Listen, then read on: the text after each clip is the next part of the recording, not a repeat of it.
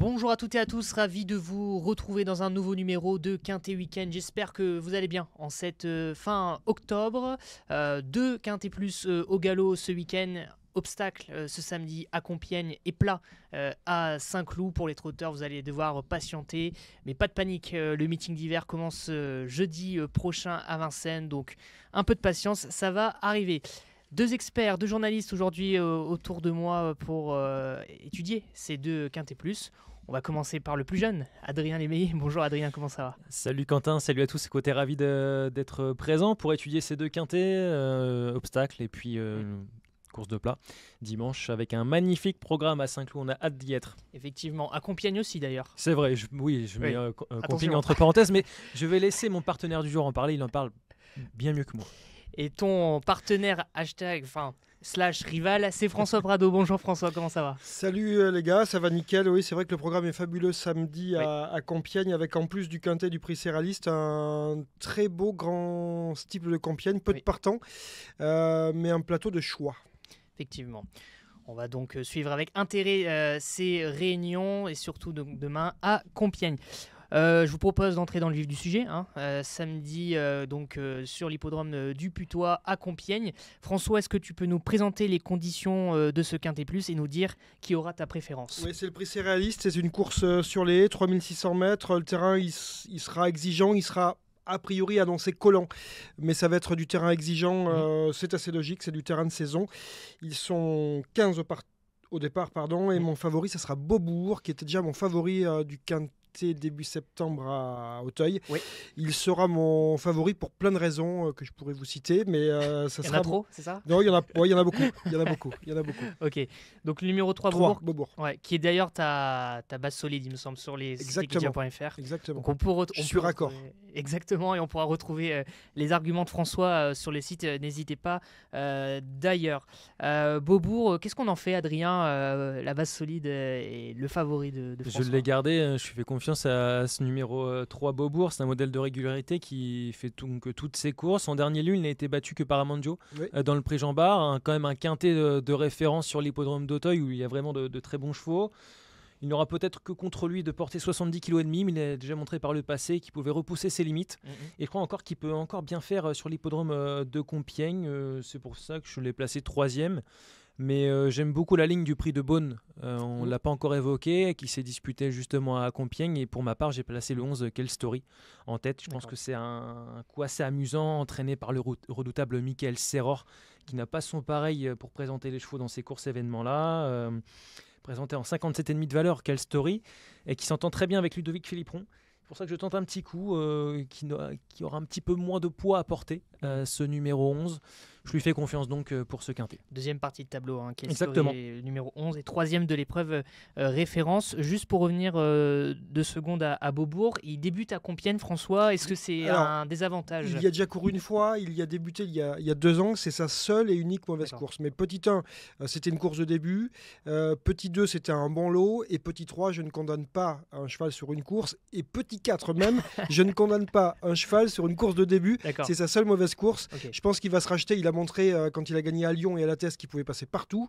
Il a montré qu'il aimait le terrain exigeant. Donc il ne faut pas le condamner sur ce faux pas de tout début de carrière. Très bien. Donc on ne prend pas du tout en compte cela. Non. Quelle story, François, tu aimes bien toi ? Oui, je l'ai gardé, c'est ma 3e base parce que je vois la course tellement ouverte que j'ai fait 4 bases et tous les chevaux associés. C'est ma 3e base parce que c'est un cheval sérieux, solide, bien placé au poids. Adrien nous l'a dit, notamment par rapport à Beaubourg, il y a quand même 4 kilos d'écart, c'est pas négligeable. Quelle story, il faut garder, je pense, dans un quintet. Très bien. Il y a un cheval qui va également être en vue, c'est le numéro 13, Charmavel, qui a fini 5e de la course référence, donc il fait partie des chevaux qui pourraient être à l'arrivée. Qu'est-ce que tu as fait de Je l'ai gardé un petit peu bas, je reste logique finalement à l'analyse du prix de Beaune sur l'hippodrome de Compiègne, qui terminait justement derrière Quelle Story notamment que j'ai évoqué auparavant. À toute la famille Pelletier qui présente forcément ses chevaux à bon escient. Je ne lui vois pas non plus une grande marge de manœuvre, vu ce qu'il a montré ces derniers temps. C'est pourquoi je l'ai placé un petit peu bas dans mon ticket. Mais si tout se passe bien durant le parcours, il a évidemment le droit d'être là. Oui, c'est un cheval qui évolue, je pense qu'il faut le garder aussi. C'était très bien l'autre jour dans le quintet référence. Ouais. Il était bon 5e. Ce n'est pas encore une référence des quintets, mais ça pourrait le devenir. Okay.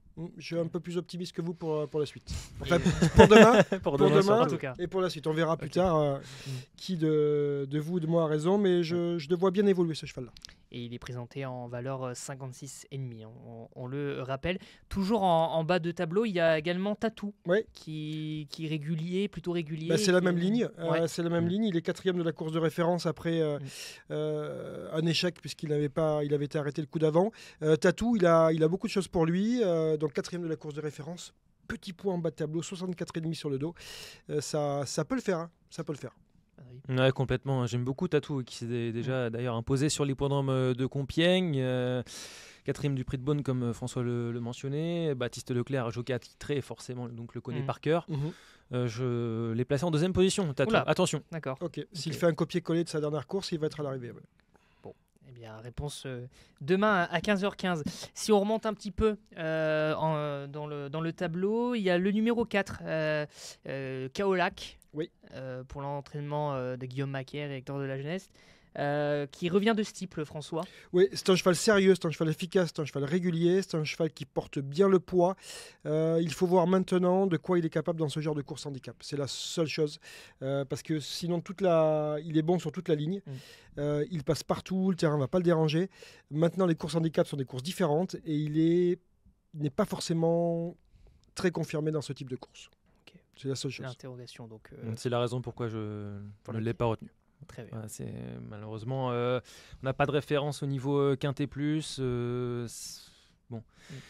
C'est un coup de poker, on va dire. Même si forcément il y a eu de la qualité par le passé. Oui, regardez son palmarès. Il n'y avait pas besoin d'aller très loin pour voir sa musique.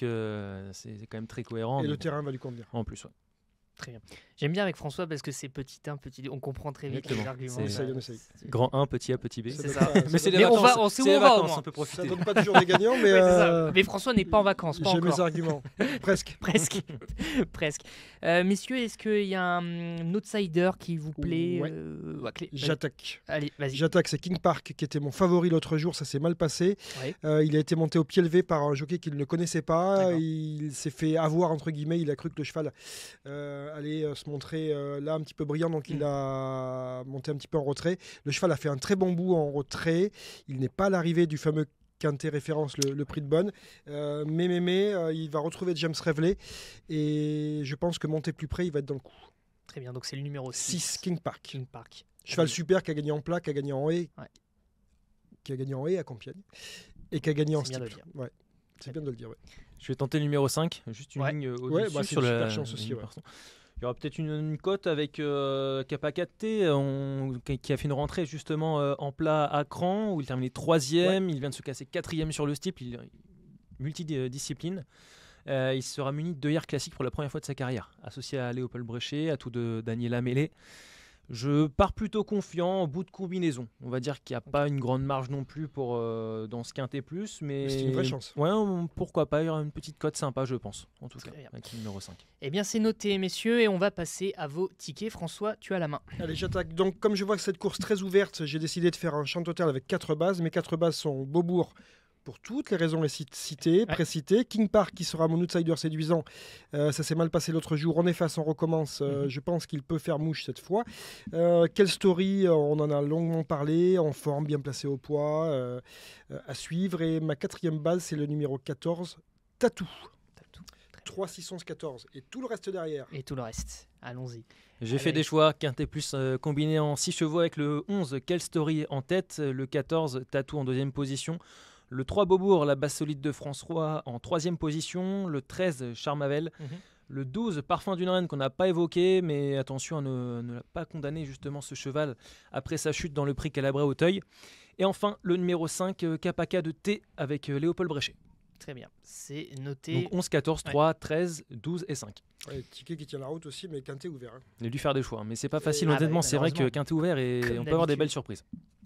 Merci beaucoup. Juste, on reste très vite à Compiègne. François, il y a le grand steeplechase de Compiègne. Impressif va gagner, c'est ça la question? Oui. Voilà. Donc c'est le 600. Ah, j'ai pas le numéro. Impressive, c'est ça? Une ouais. 605. Okay. Voilà, je regarde en J'ai direct. pas le numéro. Voilà. J'ai le gagnant, c'est déjà pas mal. Ouais, c'est déjà pas mal. Oui, parce que c'était super dans la course référence, la dernière préparatoire. Depuis qu'il est revenu en steeple, je pense qu'il a passé un cran. Il a gagné 2 courses de haie facilement. Mais c'était des engagements très faciles. Et là, il a remontré son vrai visage en steeple. Je pense que la distance, le terrain vont l'avantager et vont desservir le gagnant de la course préparatoire. Parce que la distance allonge et le terrain va s'alourdir. Très bien. Adri, peut-être? Ouais, écoute, je partage l'avis de François, honnêtement. Il a montré beaucoup de choses récemment, de choses intéressantes. Et c'est vrai qu'en termes de terrain et de compétitivité, de distance, il y a un peu tous les feux qui sont ouverts. Donc ça part plutôt bien pour justement ce concurrent. Ouais. Très bien. Messieurs, on passe à Saint-Cloud. Dimanche, le prix de l'élevage, départ 15h15 également, R1 C7. Adri, est-ce que tu peux donc nous présenter cette course et nous dire qui sera ton favori? Magnifique réunion sur l'hippodrome de Saint-Cloud ce dimanche avec notamment le prix de l'élevage qui va nous intéresser dans cette émission, un quintet plus au féminin. Oui, favori, disputé sur la distance de 2500 mètres avec un bon casting, des chevaux que l'on connaît, que l'on commence à connaître plutôt bien à ce niveau de compétition. Et donc je débute avec ma favorite. Allez. Allons-y avec le numéro 4. Ce sera Golden Bell, une pouliche présentée par Adrien Foissier qui s'est bien comportée pour ses 2 premières tentatives au niveau Quintet Plus, qui fait toutes ses courses. Elle est compétitive en 39,5 de valeur. Elle est présentée avec Alexis Pouchin. Je lui vois une très bonne chance dans cette épreuve. Et Adrien Foissier est très confiant sur Kidia.fr. Il l'a dit, elle a un quintet plus dans les jambes. Voilà. Ça serait bien que ce soit celui-ci parce qu'il est très prisé en fin d'année, le prix de l'élevage. Ouais. Golden Bell, François, tu l'as gardé? J'ai gardé en 5e position. D'accord, ok. J'ai gardé pour les mêmes raisons citées par Adrien, en forme, compétitive, à cette valeur. Il y a beaucoup de choses pour elle. Mais peut-être pas pour la victoire. Et j'ai gardé Diala pour la victoire, 4e d'une récente course à Saint-Cloud, qui est en forme, qui sera avantagée par la distance, le terrain, qui a déjà prouvé sa compétitivité à cette valeur-là. Donc ça sera Diala. Mais je précise que cette course est extrêmement ouverte. J'ai autant de gardés de chevaux que j'ai de regrets. D'accord, donc, ok. Ça, oui, effectivement. C'est très ouvert. Mais voilà, là j'ai fait différemment. J'ai fait un quintet en 7 chevaux avec Diala en tête. Vous êtes creusé un peu plus la tête. Ouais, c'était plus compliqué, je trouve. Ouais. Pour Saint-Cloud que Compiègne. Il y a une concurrente que moi j'aime bien en haut de tableau, c'est le numéro 2 Maya Star, qui a glané 3 podiums dans les Quintet Plus cette année. Qui en a gagné un à Clairefontaine. Exactement, et qui s'est essayé au niveau listed la dernière fois, 8e, mais qui revient donc dans les handicaps ce week-end. Maya Star, est-ce que ça vous séduit? C'est un regret pour moi. Okay. J'ai pas eu la place. Si on fait une longue avec des associés, je suis resté standard combiné en 6 chevaux. C'est vrai qu'en termes de qualité de pouliche, de jument, on est quand même sur un très bon niveau, comme tu l'as mentionné, au niveau listed. Bon, c'est un peu cassé les dents à ce niveau-là. On redescend au niveau Quintet Plus. En 42 valeurs, ça paraît quand même correct. C'est un énorme regret. Très bien. Je l'ai mise en 2e position parce qu'elle va aimer le terrain, aimer la distance. Elle est dure, elle retrouve un engagement un petit peu plus favorable que les dernières fois au niveau supérieur. Alors évidemment, avec ce poids-là, il faut bien voyager. Si elle voyage bien, je compte sur elle. Très bien. Numéro 2, Maya Star. Mais je comprends. Tu comprends les arguments de je comprends. Très bien. Il est compliqué à on peut pas, mais c'est vrai que François a dit des arguments tout à fait valables et qui de toute façon elles ont toutes des arguments positifs. C'est vrai, il faut essayer de peser le pour et le contre. Exactement. Mais en termes de coup de cœur ou quoi, faut essayer de mettre de côté, de garder. Bon. Et ben justement, un coup de cœur à Adrien, est-ce que tu en as eu un? Moi, j'aime beaucoup le numéro 5, Masseia, qui a fait une année, franchement, de toute beauté, peut-être pas le mot, mais une excellente année du moins, qui n'a pas eu toutes ses aises en dernier. Je vous invite d'ailleurs à revoir sa course. C'était à Compiègne le 16 septembre, où elle terminait 8e. Dans la ligne droite, c'est un cauchemar. Balancé à gauche, un coup à droite, on revient au milieu, on trouve le passage, on finit 8e.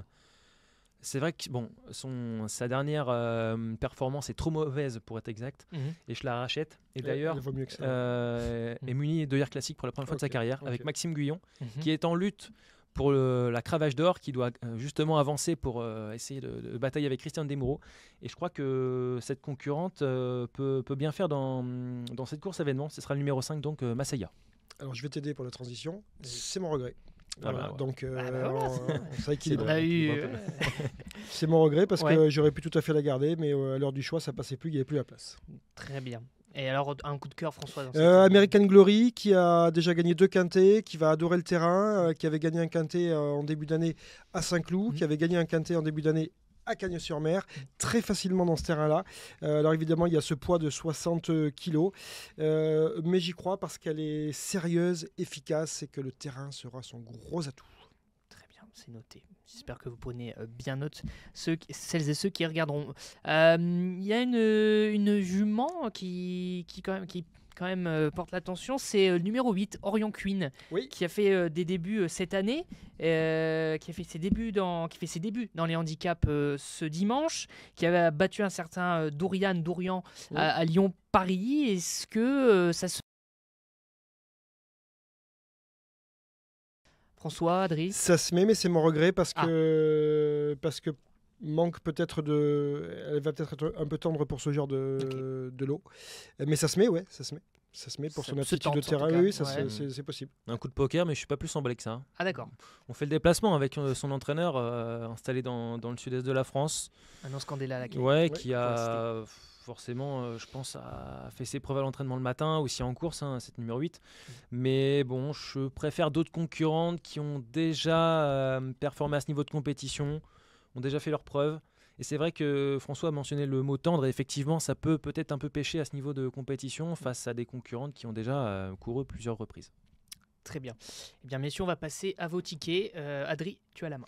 Alors, on commence avec le numéro 4, Golden Bell, qui a tout pour plaire. Tous les feux semblent au vert. Le numéro 7, on enchaîne avec Diala, que François aime beaucoup. Ensuite, le numéro 5, Maseya, qui sera muni d'œillères classiques pour la première fois de sa carrière. Le 13, Gianci, on n'a pas parlé, qui peut être un bel outsider avec une cote intéressante, qui s'est bien comporté en province et qui pourrait tenter de tirer son épingle du jeu, qui est souvent présenté à bon escient, ce numéro 13, et qui apprécie les terrains spongieux. On enchaîne avec l'As American Glory, entraînement de Nicolas Perret. On conclut avec le numéro 10, Zayana, 5e de l'édition 2024 en 38 de valeur. Cette année, elle est présentée en 36 sur l'échelle des poids. Elle est un peu branchée sur cours alternatif. On ne sait pas trop vraiment si ça va bien se passer avec elle. Je tente un petit coup de poker quand même. Il y aura certainement une belle cote. L'entraînement de Sébastien Jésus, je récapitule: 4, 7, 5, 13, As et 10. Merci Adrien. Ouais, on est sensiblement d'accord. Je n'invente rien, je reste fidèle à ma ligne. C'est Diala en tête pour les raisons précitées. Migastar, même si les taux se resserrent, comme on l'a expliqué tout à l'heure. American Glory. Gianci, le numéro 13. Cette pouliche est bien engagée au poids. Elle est capable, à mon avis, de bien faire, notamment grâce au terrain. J'ai ensuite gardé Golden Bell, le 4, ainsi que le 10, Zayana. Et pour terminer en 7e position, le 11, Promise Fulfilled. Très bien. Vous connaissez mon accent. Bon, c'était... Toujours, ça va. On a bien toujours compris. pas top. Et donc, pour récapituler, ça nous fait... Pardon, ça nous fait 7, 7, 2 As, 13, 4, 10 et 11. Très bien, merci à tous les deux. On rappelle qu'il y a une réunion de gala dimanche à Saint-Cloud. 3 groupes 1, Critérium International, Critérium de Saint-Cloud, Prix Royal Oak. Je me suis attardé sur le Prix Royal Oak. Voilà, la page s'est ouverte. Alors, hop, juste ici, Prix Royal Oak. Il y a un cheval qui tente un exploit puisque Double Major va tenter de remporter cette course pour la 3e fois d'affilée. Alors par le passé, on a déjà vu le très bon Westerner faire la passe de 2. On a vu Tac de Boitron faire la passe de 2. Lui, il va tenter le triplé historique. Et pour la petite histoire, il a gagné la première fois à Longchamp et l'année dernière à Saint-Cloud. Maintenant, la course est à Saint-Cloud. Donc il va tenter un triplé historique. C'est jamais simple. Il y a un cheval qui vient de courir l'Arc de Triomphe. C'est Arrow Eagle, le fameux demi-frère d'Icy Impact. Arrow Eagle, il a fait un très bon bout dans l'arc, il est 6e. Et là, il va tenter de confirmer son potentiel sur plus long. C'est une course très excitante à suivre et à flamber aussi. Il y a Caballo de Mar aussi qui a gagné le jour de la... Qui a gagné le cadran, exactement. Donc, qui a gagné le cadran. Magnifique. Qui a gagné en costaud. On va se régaler. Qui a gagné en costaud et qui remettre ça sera dur, mais il peut se passer, je pense. Mais en tout cas, compliqué pour Double Major, tu penses ? Le triplé, non, je pense que c'est jouable. Ouais, j'y crois aussi. C'est Honnêtement, ouais, cheval qui est fait pour ça, honnêtement, en termes d'état du terrain, de distance. Ouais, il y reste sur 2 victoires, il est frais, il est dispo. Okay.